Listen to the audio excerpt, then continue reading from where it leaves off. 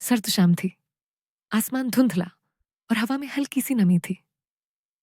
Ayan station के platform पर खड़ा था, हाथ में एक पुराना खत लिए। वही खत जो रिया ने 5 साल पहले लिखा था। अयान, अगर कभी हम ना मिले तो याद रखना, मैंने सच में तुमसे प्यार किया था। उनकी मुलाकात कॉलेज के दिनों में हुई थी। रिया की हंसी अयान की दुनिया थी और अयान की शरारतें रिया की मुस्कान की वजह। वो दोनों एक दूसरे के पहले प्यार थे और शायद आखिरी भी। लेकिन जिंदगी ने अपने हिसाब से मोड़ लिया। रिया के घर वालों ने उसकी शादी कहीं और तय कर दी। अयान ने बहुत कोशिश की, पर वो वक़्त को नहीं रोक सका। उस दिन रिया ने स्टेशन पर कहा था, "अगर मैं लौट कर ना आऊँ, तो वादा करो, मेरी यादों को कभी मत मिटाना।" आज वही स्टेशन, वही बेंच, वही शाम थी।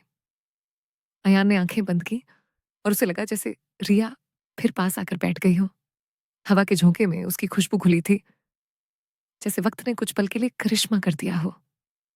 अयान मुस्कुराया, "तू गई नहीं रिया, तू तो यहीं है, मेरी हर धड़कन में।" अचानक ट्रेन गुजरी और अयान का खत हवा में उड़ गया। कागज के टुकड़े आसमान में बिखर गए जैसे अधूरी मोहब्बत के किस्से। एक पन्ने पर बस एक लाइन बाकी थी, कभी कभी प्यार का पूरा होना जरूरी नहीं, उसका होना ही काफी होता है। बारिश की बूंदें खिड़की पर गिर रही थीं। रिया अपने कमरे में बैठी वहीं पुरानी डायरी पलट रही थी जिसके हर पन्ने पर अयान का नाम लिखा था। 5 साल हो चुके थे। शादी के बाद की जिंदगी में सब कुछ था, आराम, सम्मान, पर सुकून नहीं। हर दिन किसी अजनबी मुस्कान में उसे अयान की सच्चाई याद आती थी। उसे आज भी याद था वो आखिरी मुलाकात स्टेशन की। अयान की आंखों में सवाल थे और रिया की आंखों में आंसू। वो चाहती थी रुक जाए, लेकिन घर की मजबूरियों ने उसे खींच लिया। अयान, कभी कभी मोहब्बत को निभाने से पहले त्यागना पड़ता है, और शायद यही मेरी किस्मत थी।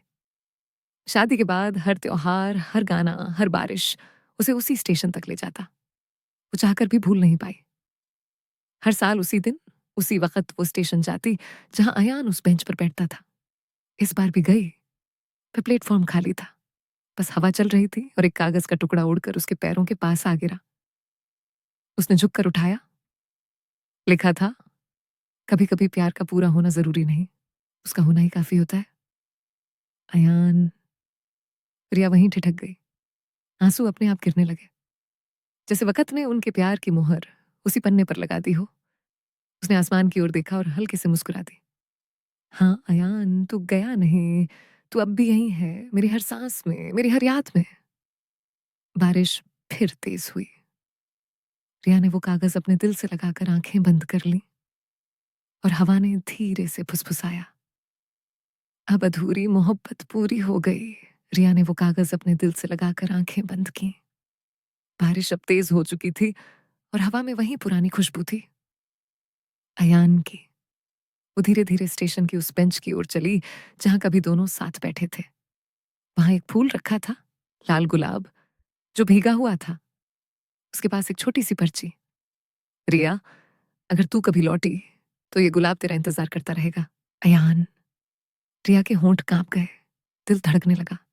क्या अयान यहाँ था? क्या ये बस किस्मत का खेल था? अचानक किसी ने उसके कंधे पर हाथ रखा। वो पलट आकर देखती है, अयान उसके सामने था। वही आंखें, वही मुस्कान, पर अब उनमें गहराई थी, सुकून था। दोनों कुछ पल बस एक दूसरे को देखते रहे। बातें सब खत्म हो चुकी थी, अब खामोशी ही जुबान थी।